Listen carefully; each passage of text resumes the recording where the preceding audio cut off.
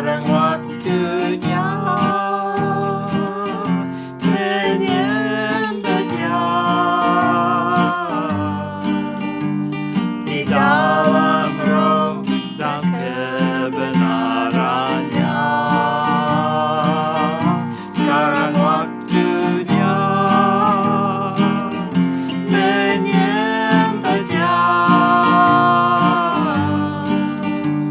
di dalam roh dan kebenarannya. Now is the time, now is the time to worship the Father in spirit and in truth. Now is the time, now is the time to worship the Father in spirit and in truth.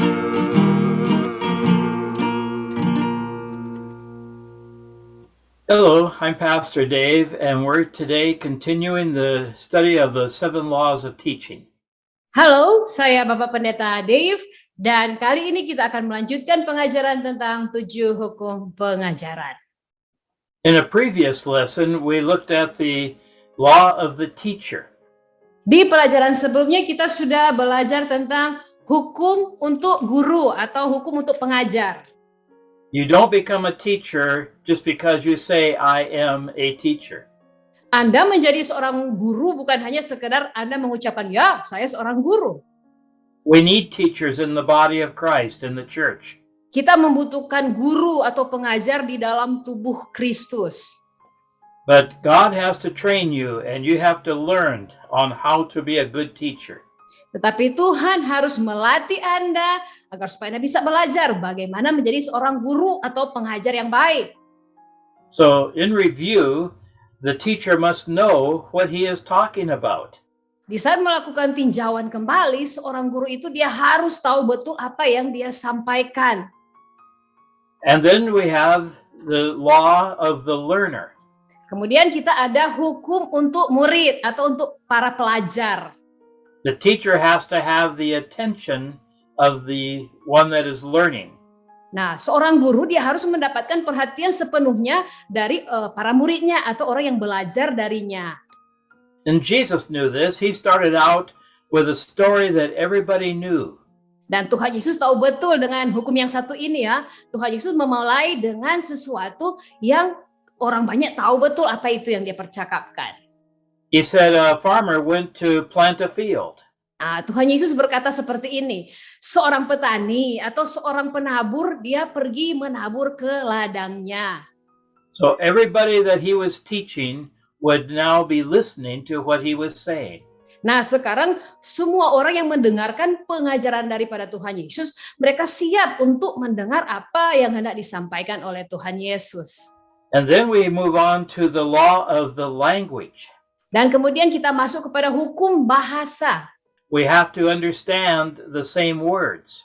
Nah, kita harus mengerti dengan kata-kata yang sama.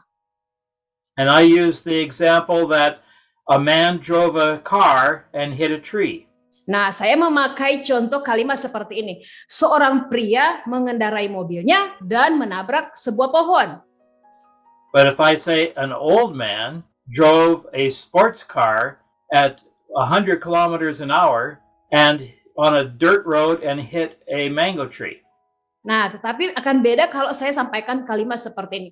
Seorang pria tua, dia mengendarai mobil sportnya dengan kecepatan 100 km per jam dan kemudian dia melewati jalan yang tanah ya, dan kemudian menabrak sebuah pohon. Now we all know what happened to the car. Nah, sekarang kita tahu dan kita paham betul apa yang terjadi dengan mobil tersebut. We have to all understand the same language. Nah, jadi kita harus memahami dengan kalimat atau kata-kata yang sama. So today I want to start with the law of the lesson. Nah, sekarang kita akan lanjut dengan hukum tentang pelajaran, hukum pelajaran. We have to teach from what we know and go to what we do not know. Nah, kita itu harus mengajar dari apa yang kita tahu betul kepada hal yang tidak kita ketahui. People ask Jesus, "What is heaven like?"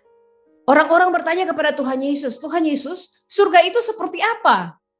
And if Jesus had told them what heaven was, they could not understand it. Nah, jika Yesus menjelaskan seperti apa, langsung ya menjelaskan surga itu seperti apa, mereka tidak akan mengerti. So he used examples. He said, "The kingdom of heaven is like this." Nah, jadi Tuhan Yesus mempergunakan contoh. Tuhan Yesus berkata demikian, hal kerajaan surga itu seumpama dengan. I had a teacher that told me this. Saya punya seorang guru yang mengatakan hal ini. You cannot teach a child to dance if he does not know how to walk. Nah, kalian tidak bisa mengajar seorang anak bagaimana menari kalau anak itu belum tahu berjalan. So what is heaven like? Jadi seperti apakah surga itu? Jesus said, "Consider the lilies of the field." Tuhan Yesus berkata, perhatikanlah bunga bakung di padang. Or he said, a farmer went out to put seed in the field. Atau Tuhan Yesus mempergunakan perumpamaan seorang penabur pergi ke ladangnya untuk menabur benih.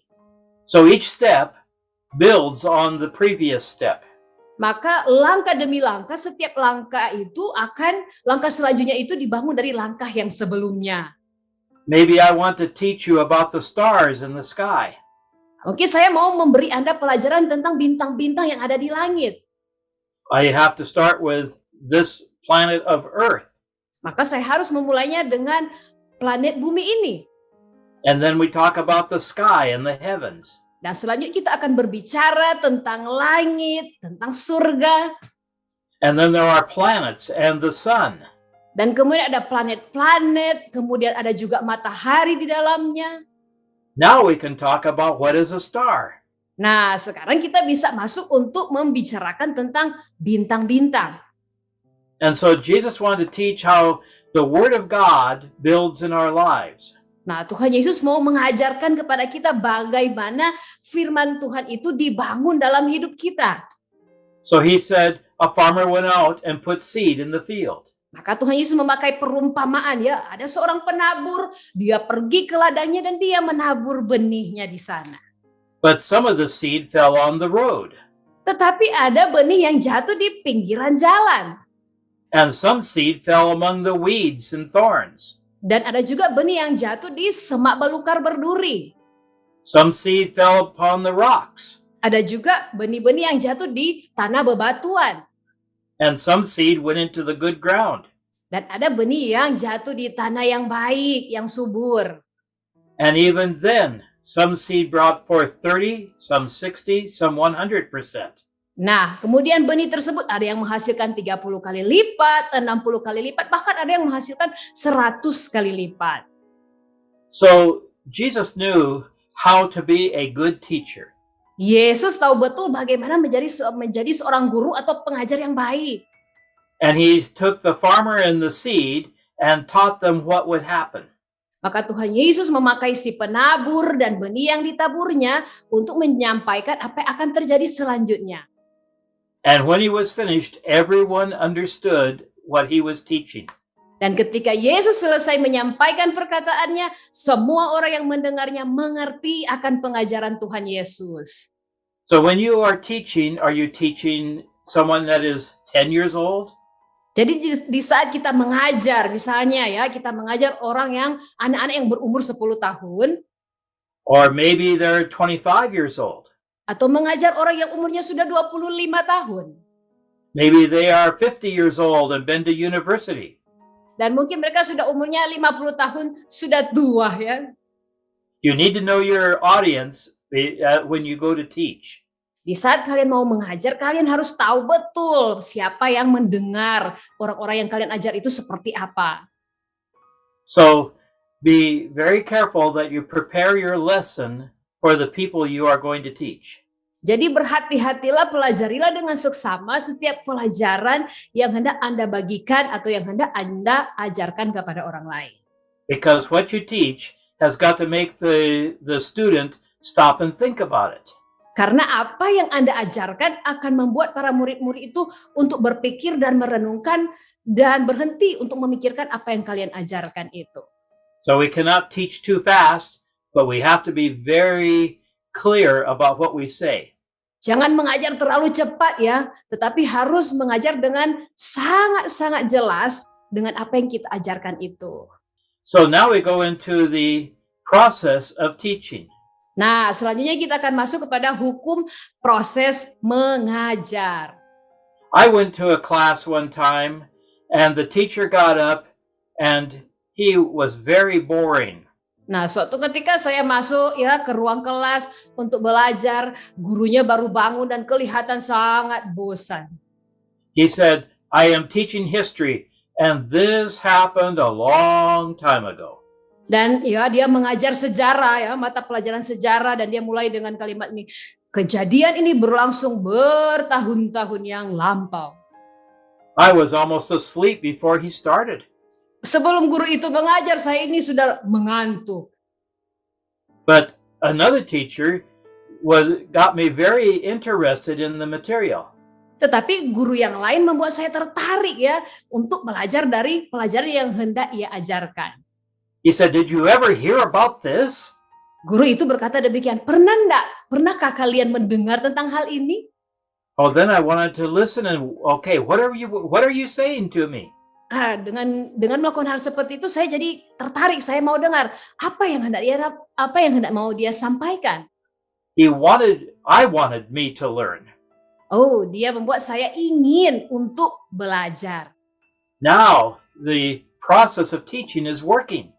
Nah, sekarang proses mengajar itu sudah mulai bekerja.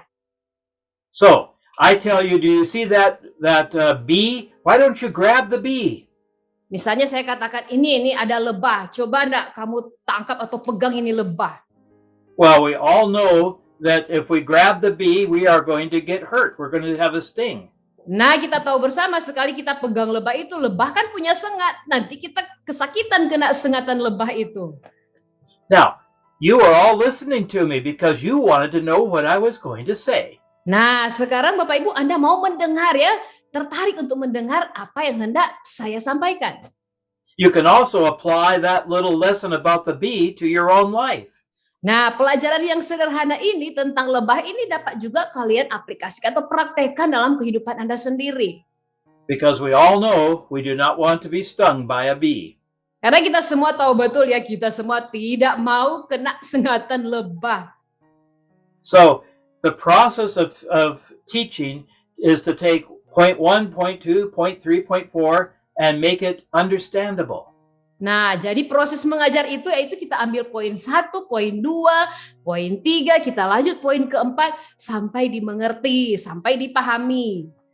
So a good teacher is a guide that helps you down the road of learning. Nah, seorang guru yang baik, pengajar yang baik adalah seorang pemandu yang membantu kita di dalam proses kita belajar. And the best teachers I had stopped and I wanted to know more. Nah, seorang yang terbaik ya, guru yang terbaik itu dia akan berhenti di saat para pelajar itu mau mengetahui lebih banyak lagi. So when you teach, you need to be exciting and happy. Di saat Anda mengajar, Anda itu harus bersemangat, Anda itu harus bergairah dan bahagia. And you need to be very careful that what you are saying is understandable.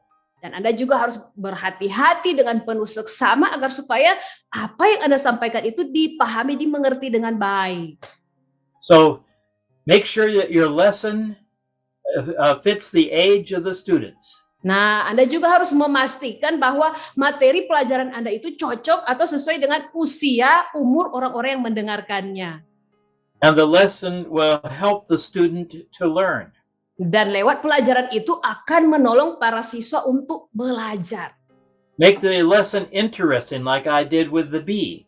Nah, buatlah pelajaran itu semenarik mungkin seperti contoh yang sederhana tadi ya tentang lebah dan sengatannya. And don't go too fast. Dan jangan terlalu cepat, tergesa-gesa, terburu-buru.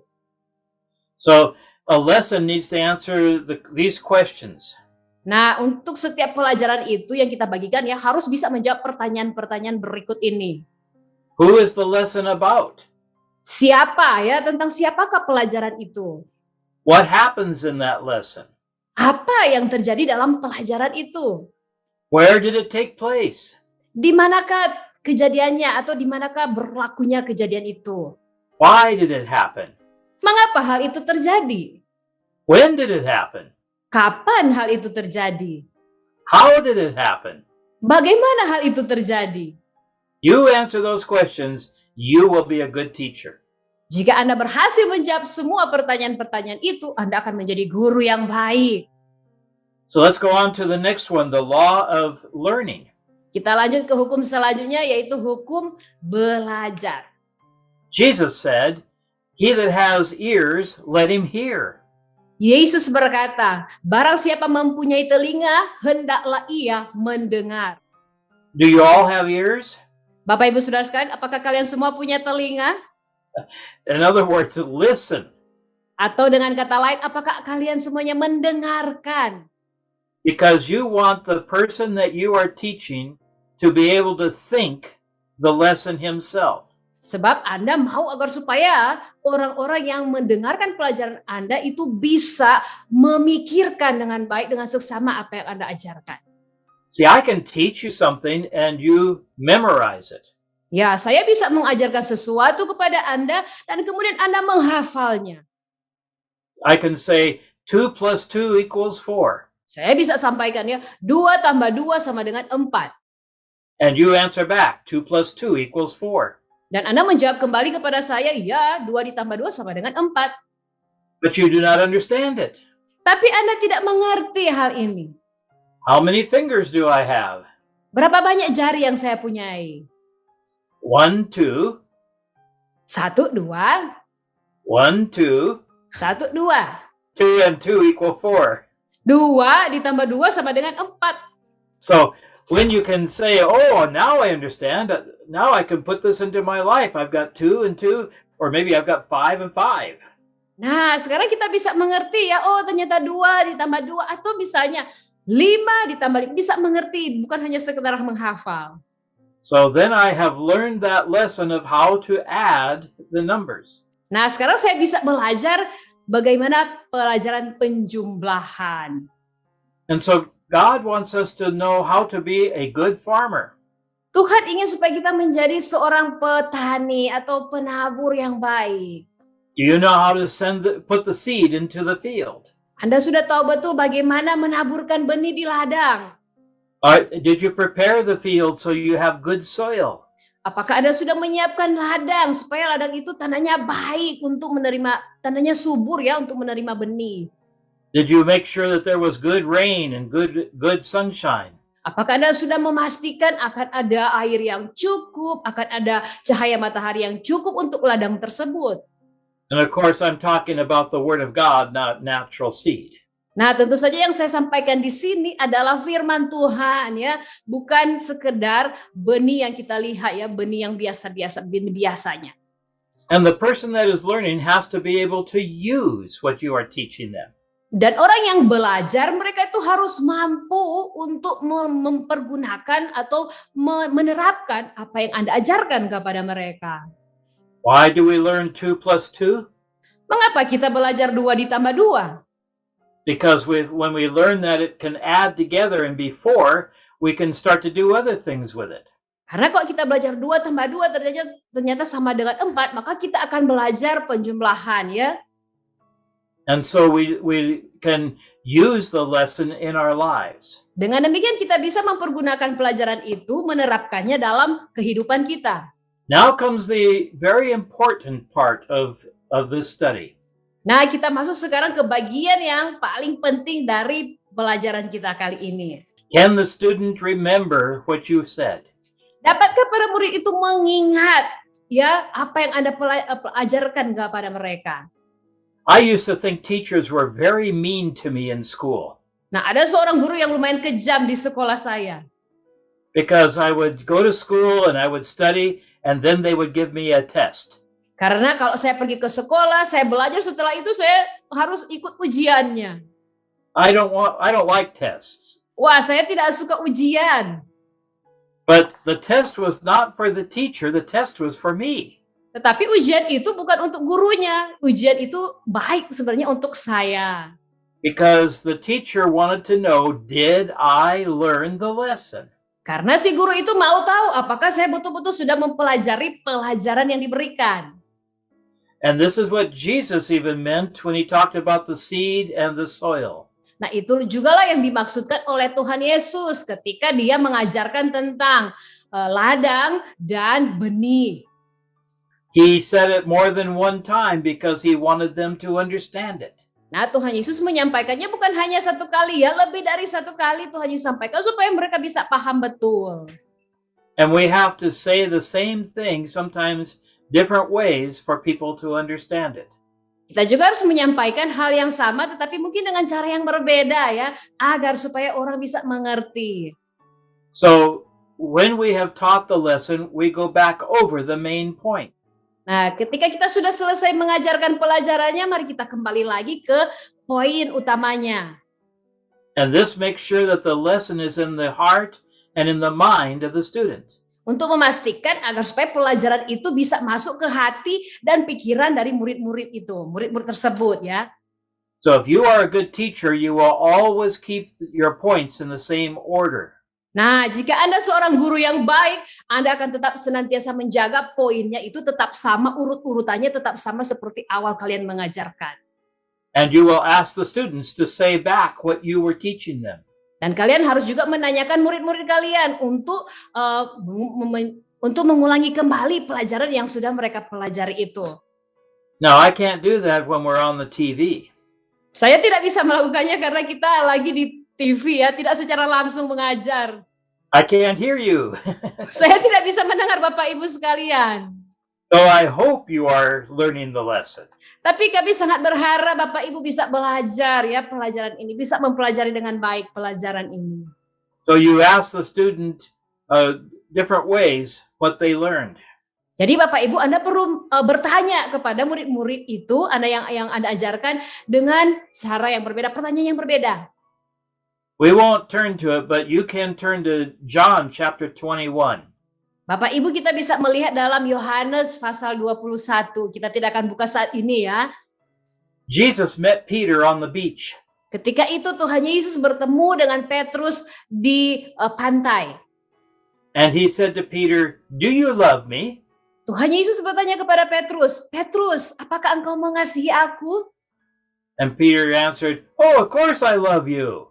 Tentu saja Petrus menjawab Tuhan Yesus, "Tentu saja saya mengasihi engkau." But Jesus asked a second time, "Peter, do you love me?" Tetapi kedua kalinya Tuhan Yesus bertanya lagi, "Petrus, apakah engkau mengasihi aku?" Well, Peter must have had to stop and think, what is wrong with Jesus? Nah, Petrus pasti akan berhenti sejenak dan berpikir, wah, apa yang salah ya dengan Tuhan Yesus? He says, "Of course, yes, I love you." Nah, maka jawab Petrus, "Tentu saja saya mengasihi engkau." Then a moment later, Jesus asks the same question again. Tetapi beberapa saat kemudian Tuhan Yesus bertanya pertanyaan yang sama lagi. "Peter, do you love me?" "Petrus, apakah engkau mengasihi aku?"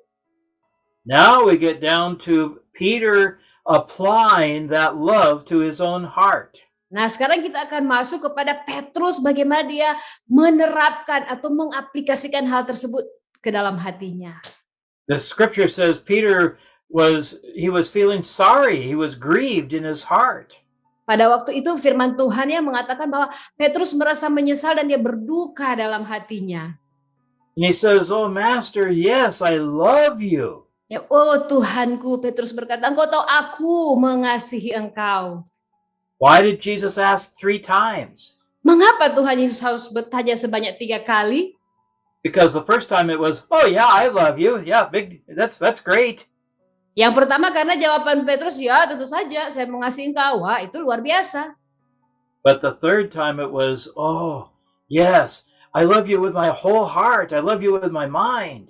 Dan ketiga kalinya Petrus menjawab, "Ya, aku mengasihi engkau Tuhan dengan segenap hatiku dan dengan segenap pikiranku." Jesus was teaching Peter about love. Tuhan Yesus mengajar Petrus tentang kasih. And it was not just an easy answer. He wanted him to think about it. Dan bukan hanya sekedar jawaban sederhana atau biasa-biasa saja yang ingin agar supaya yang Tuhan inginkan supaya Petrus memikirkannya, merenungkannya.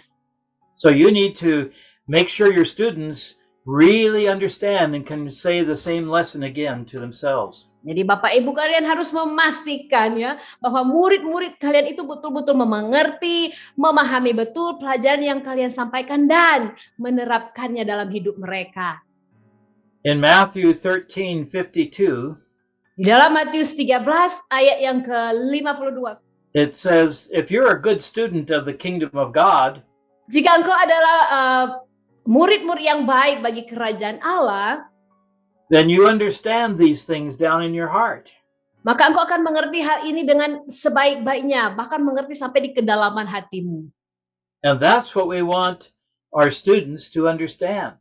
Nah, itulah yang kita inginkan atau yang kita rindukan ya, agar supaya murid-murid kita bisa memahami pelajaran yang diberikan. That's what I want you to understand from listening today. Dan itu juga yang menjadi kerinduan atau harapan dari Bapak Pendeta Dave, agar supaya Bapak Ibu bisa memahami dan mengerti betul pelajaran yang dia bagikan kepada Bapak Ibu saat ini.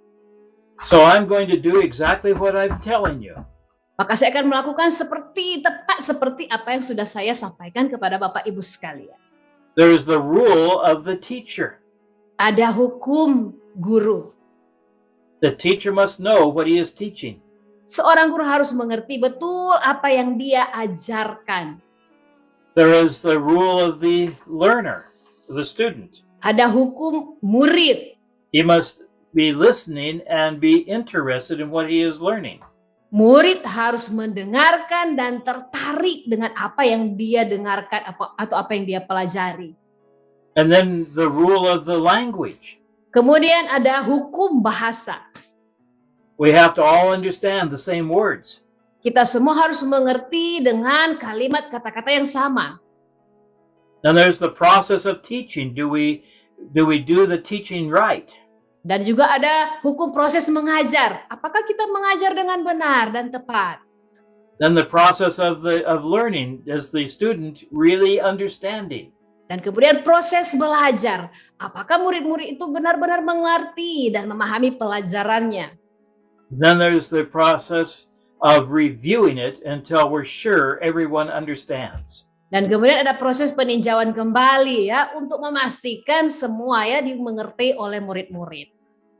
So I hope this is a help to you as you prepare to teach others in the house of God. Saya berharap materi ini bisa menolong Bapak Ibu sekalian di saat Bapak Ibu mempersiapkan ya pelajaran-pelajaran untuk diajarkan bagi umat Tuhan. Many people want to learn the word of God. Ada begitu banyak orang yang rindu mau belajar firman Tuhan. And so do you know how to teach it? Jadi Bapak Ibu, apakah Anda sudah tahu bagaimana mengajar? Recently, a lady came to us who was sick. Beberapa waktu yang baru-baru ini ada seorang ibu datang kepada kami dan dia sedang sakit. And yes, we prayed for her. Tentu saja kami berdoa bagi ibu ini. But we were able to share the word of God. Tetapi di samping itu kami juga punya kesempatan ya untuk membagikan firman Tuhan kepada ibu ini. So be ready. Jadi siaplah. Read your Bible, pray, study. Pelajari Alkitabmu dan berdoalah. Baca Alkitabmu. And I hope this has been a help to you. Dan sangat berharap hal ini bisa memberi bantuan, membantu Bapak Ibu Saudara sekalian. God bless you. Have a wonderful day. Tuhan Yesus memberkati dan semoga hari Bapak Ibu sekalian menyenangkan. Sekarang waktunya